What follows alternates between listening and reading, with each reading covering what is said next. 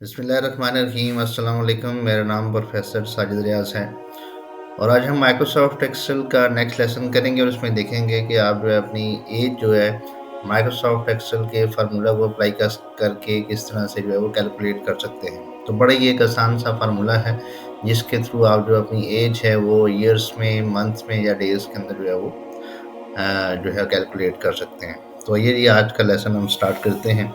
तो इसमें सबसे पहले आपको अपनी डेट ऑफ बर्थ जो है पता होनी चाहिए। तो डेट ऑफ बर्थ जो है मैंने यहाँ पे कुछ जो डेट ऑफ बर्थ जो है मैंने एंटर की हुई हैं। फिर इसके अलावा जिस डेट तक आपको डेट ऑफ बर्थ से लेकर जिस डेट तक जो है वो आपने एज कैलकुलेट करनी है, तो वो आज की डेट आपको पता होनी चाहिए। उसके लिए फिर एक बड़ा आसान है कि आप इक्वल टू के साथ जो है टुडे का एक फार्मूला लगा लें। टुडे का आपने एक फंक्शन लगाना है, इक्वल टू टुडे लिखना है और यहाँ पे जो है वो ये राउंड ब्रैकेट्स आपने एंटर कर देनी है। एंटर प्रेस करेंगे तो आज की डेट वो यहाँ पे लिख देगा और उसके बाद इसी तरह से आपने बाकी सेल्स के अंदर भी इसको जो है वो कॉपी कर लेना है। ठीक है, इस तरह से ड्रैग कर देंगे। तो अब ये देखें तीनों में जो है आज की डेट जो है उसने एंटर कर दी है। जब ये आप इस सेल को क्लिक करेंगे तो ये ऊपर आपको डेट टुडे का फंक्शन भी आपको यहाँ पे नज़र आ जाएगा। उसके बाद अब हमारे पास जो फार्मूला है वो एंटर करने के दो मेथड हैं।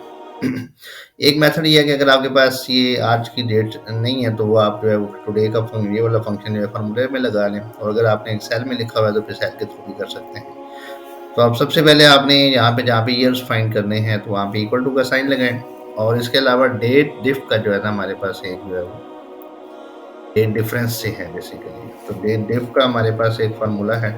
ठीक है, आप इसको यूज़ करेंगे और इसके अलावा जो है इसमें आपने सबसे पहले जो है डेट ऑफ बर्थ जो है उसके सेल को जो है सिलेक्ट करना है।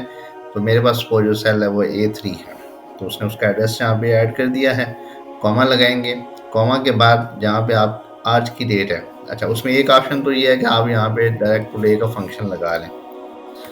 ये उस सूरत में होता है कि अगर आपने जो है ना ये वाला सेल जो आपके पास ये वाला कॉलम या ये वाले सेल अगर आपके पास नहीं है तो फिर आप टुडे का फंक्शन डायरेक्ट भी लगा सकते हैं।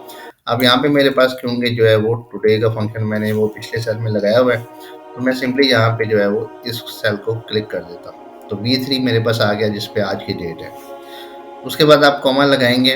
अब आप इसमें ईयर्स डिस्प्ले कराना चाहते हैं तो डबल कोटेशन मार्क के साथ आप Y लिख देंगे। ठीक है, और जो ही आप यहाँ पे राउंड ब्रैकेट को क्लोज करेंगे, एंटर प्रेस करेंगे तो ये आपके पास जो है ना ईयर्स के अंदर आपकी डेट को आपको डिस्प्ले कर देगा। इसको आप यहाँ से कॉर्नर में ला के तो यहाँ पे प्लस का साइन में जब जो ही ये चेंज होगा तो इसको यहाँ पे आप ड्रैग कर लें तो ये बाकी सेल्स की एज भी वो बेसिकली आपकी फाइंड आउट कर देगा। ठीक है, अब इसी तरह से आप मंथ्स भी निकाल सकते हैं। अब फॉर एग्जांपल मैं इसी मेरे पास जो है वो इसी को फॉर एग्जांपल अगर मैं आगे कॉपी कर लेता हूँ। अब यहाँ पे अब थोड़ी सी प्रॉब्लम आ गई है कि यहाँ पे बेसिकली उसने सेल का एड्रेस चेंज कर दिया, तो मैं इसको A3 कर देता हूँ। A3 मैंने कर दिया। ठीक है, और ये वाला जो सेल था मेरे पास वो B3 था। B3 आ गया। अब Y की बजाय अब क्योंकि मैंने मंथ्स के अंदर इसको डिस्प्ले कराना है तो मैं M लिख दूंगा। जो ही मैं एंटर प्रेस करूंगा तो वो टोटल नंबर ऑफ मंथ्स मुझे रिटर्न कर देगा। अब अगर मुझे टोटल नंबर ऑफ मंथ्स नहीं चाहिए, मैं चाहता हूँ कि जो ईयर्स के बाद जो मेरे पास मंथ है सिर्फ वो डिस्प्ले हो, तो आपने YM लिख देना है कि यानी कि मंथ्स आफ्टर द ईयर जो है वो आपको डिस्प्ले करेगा। अब वो कह रहा है कि 46 ईयर्स के बाद अभी तक कोई मंथ इसके अंदर नहीं आया।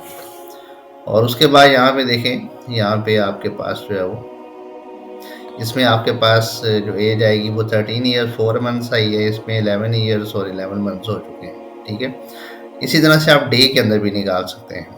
डे के अंदर क्या फार्मूला है, दोबारा से मैं फार्मूला अप्लाई करता हूँ। डे डिफ इसी तरह से आप लिखेंगे और उसके अलावा जो है आप पहला सेल जो है इसको सिलेक्ट कर लें, कॉमा के साथ फिर आप दूसरा सेल सिलेक्ट कर लें और फिर कॉमा एंटर करेंगे। अब आपने डबल कोटेशन मार्क के अंदर डी लिखना है डे के लिए। ठीक है, अब ये basically total number of days आपको रिटर्न कर देता है, लेकिन मैं चाहता हूँ total number of days return ना हो, मुझे सिर्फ जो है वो ईयर्स के बाद जितने दिन हुए हैं वो डिस्प्ले करे। तो फिर उसके लिए आपको MD लिखना पड़ेगा, ये डेज आफ्टर मंथ। ठीक है, अभी ये देखें 24 डेज जो हैं वो बेसिकली हो चुके हैं। इसी तरह इसके ऊपर भी आप अप्लाई कर सकते हैं। तो अब ये मेरे पास जो है ना एज आ गई ये वाली जो एज है मेरे पास 46 ईयर्स हुए हैं और 24 डेज़ हुए हैं। ये 13 ईयर्स हैं और फिर सीधे से 4 मंथ्स और 27 डेज़ हैं। 11 ईयर्स, 11 मंथ्स और 11 डेज़ हो चुके हैं। तो ये बेसिकली जब किसी भी जॉब के लिए हम अप्लाई करते हैं, तो वहाँ पे हम हमसे वो हमारी एज पूछता है, वो ईयर्स में, मंथ्स में और डेज़ के अंदर। तो आप बड़े एक्यूरेटली जो है इसको कैलकुलेट कर सकते हैं, आप अपने पास इसको किसी भी जगह पे एक छोटी-सी एक्सेल फाइल के अंदर स्टोर करके रख सकते हैं, तो कभी भी जो है वो आप अपनी जो है वो ये बेसिकली जो अगर हमने टुडे का फंक्शन लगाया होगा, तो वो ऑटोमैटिकली उसको अपडेट करता रहेगा। तो आज के लिए इतना ही था जी। आई होप कि आज के लेसन आपको पसंद आया होगा। बहुत शुक्रिया। अल्लाह हाफ़िज़।